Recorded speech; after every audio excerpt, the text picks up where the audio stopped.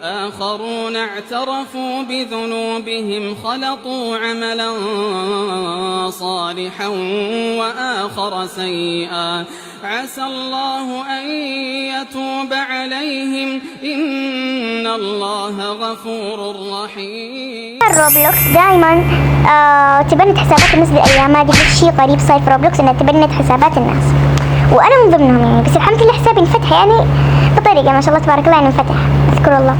تمام. وبعض المتابعين حتى انا مستغربه يعني انا تاكدت انه انا يعني ما تبنت لحالي، طلعوا حتى بعض متابعيني متبندين معايا، وكمان بعض المشاهير متبندين زيي، مثلا ايموجي زوزي، وكمان في مشاهير نسيت اسمهم كمان تبندوا حساباتهم. طبعا ايموجي زوزي رح اقول لكم قصتها.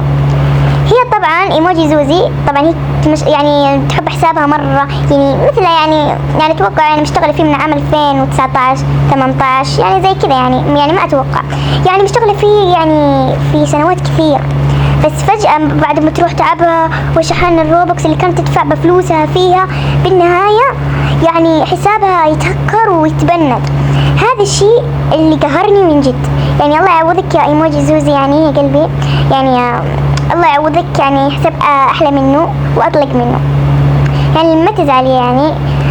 طبعا روبلوكس زي ما قلت لكم قاعد تستعبط على الناس وقاعد تاخذ الحسابات من الناس بدون ما تدري، ومن دون اي سبب تاخذ الحسابات حق الناس، تاخذ الحسابات مثلا مشحونه واللي مي مشحونه، ويقولوا انه تبنتك 30 يوم ومدري ايش.